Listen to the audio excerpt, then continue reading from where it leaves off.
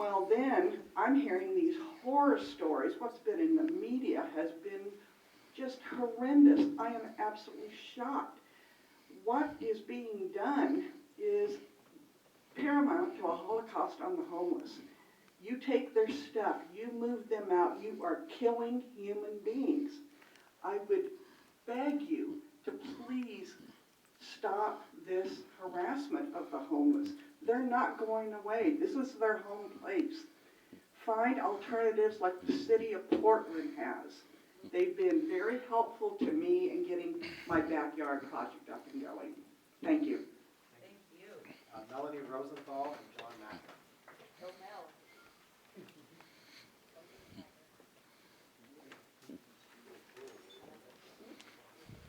You might want to roll to go to your appointment. Yeah.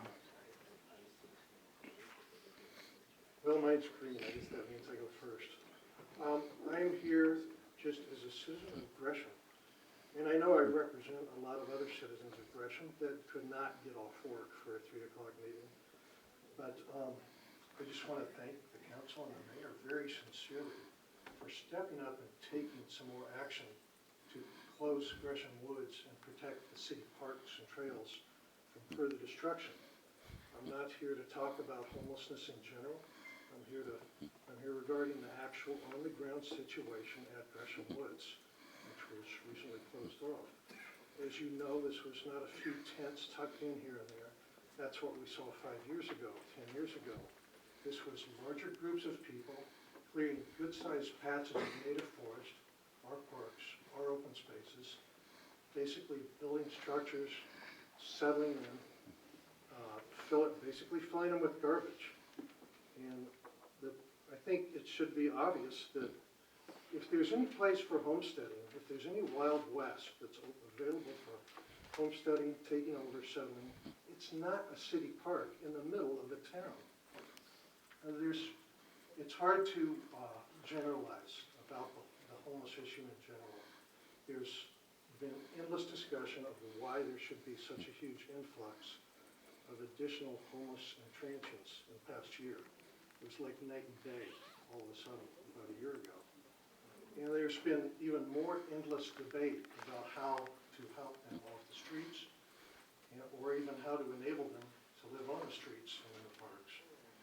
And I know there's good ideas floated about building shelters or transitional areas, but there is no such thing as a rational, reasonable argument for stepping back and watching the city parks become occupied, trashed, and destroyed. There's no argument for that. There's maybe a lot of solutions to address the homeless issue, but abandoning our open spaces and watching the city atmosphere go down the drain and having our livability ruined is not the solution at all. And you can look at Portland and see how well that's worked. Thank you very much, and thank you again for taking some action instead of no action, like some other cities.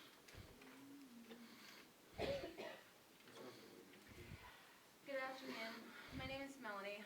I'm here to share with you guys today that my disappointment in not only my city, but in my police force that is currently working for us. I want you to take a moment and just really picture, do I look like I'm a homeless person? Do I talk? Do I resemble anything of the remark?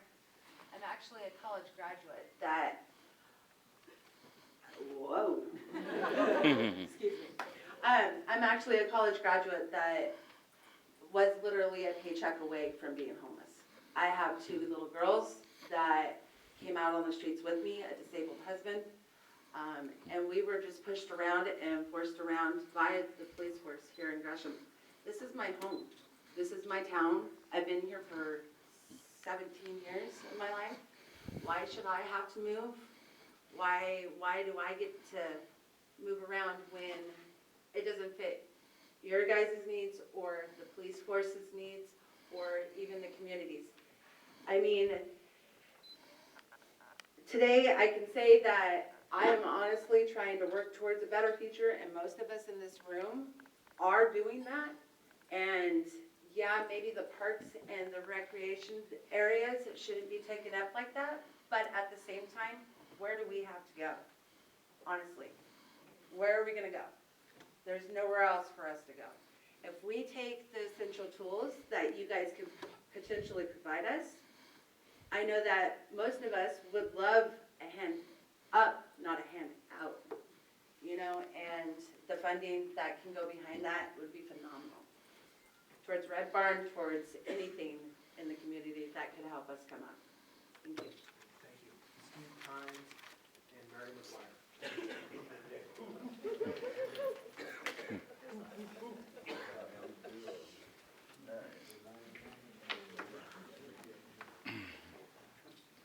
Go ahead, you get to go first, Steve. All right. My name is. Yeah, there you go. Are we good now? We need No, a break. you push it. Oh, let's see. There you go. Okay, there you See, you can mess me up. go. Yeah, okay. All right. I'm Pastor Steve Kimes. I'm pastor of Onawim Christian Community, commonly known as the Red Barn. There has never been a city who solved homelessness with sweeps. Why is that? Because you can't take people who live in your community, move them to a place, tell them to move, but you don't have a place to move them to.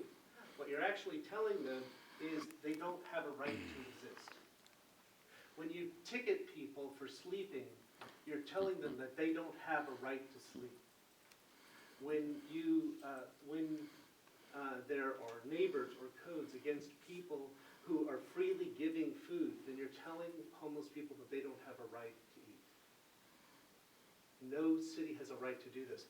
These are the folks that are being moved right now in the city of Gresham are citizens of Gresham. 65%, we just did this in the point of time count a year ago, 65% of all the homeless in East Multnomah County come from East Multnomah County. They don't come from Portland. They don't come from out of town. They come from here. Homelessness starts here.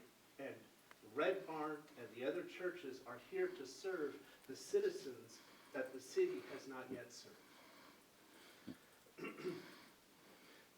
The thing is that the plans that have been made for the homeless haven't been done with the homeless, like what Chris said.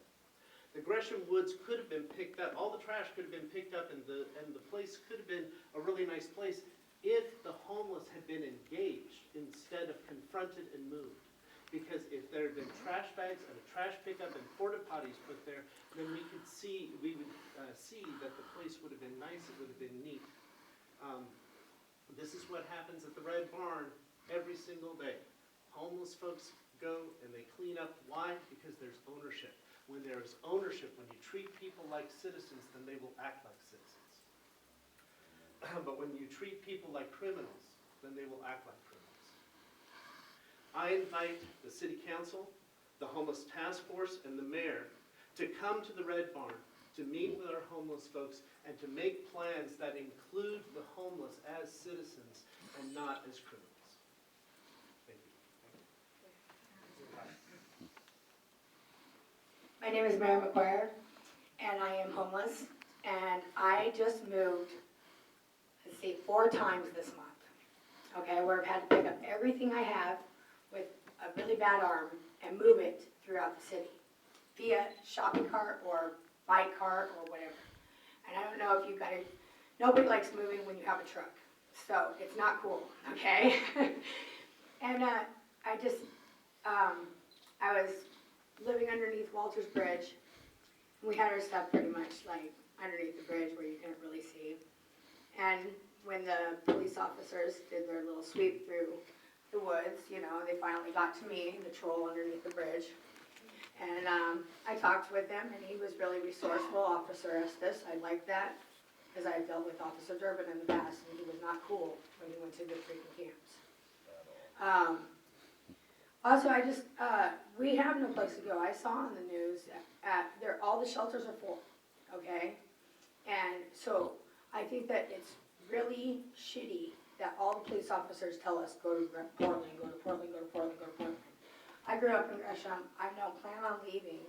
And, you know, I pissed off a good union job this month. just because I have my anxiety issues and my own mental disabilities.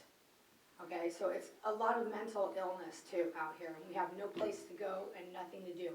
I'm not a criminal, I'm not a felon, I can own guns, I can do all that fun stuff, okay? But I don't, because I got my mental illness issues that, you know, I can't even get to work on time if it's an appointment time. And it's not fair for me. You know, it also makes me feel like I have to go out and become a criminal to get any kind of refuge or anything on that whole status.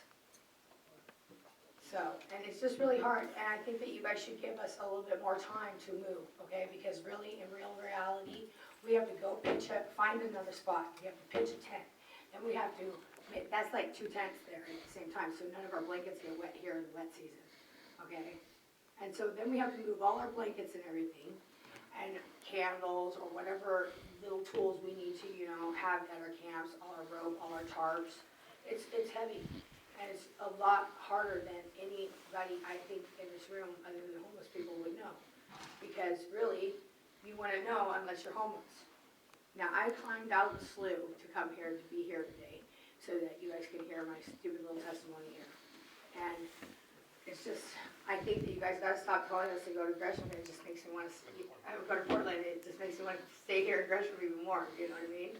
So, I mean, there's a way we can do with it. But you guys are making good, you know, changes because, you know, from, you know, the officers talking to us and stuff, I like what I was seeing with that. Because he did give me a resource list, even though it took me 15 officers to get one of those. You know what I'm saying? I had one officer laugh in my face, and then another officer asked me, what is a resource list gonna do for me? Okay? And basically was laughing in my face. And it's not cool. You know, we're already low as possible, okay, on our self-esteem. Just, I mean, we don't need these guys, you know, kicking us down anymore. All right? Cool. Next is Ann Mosley,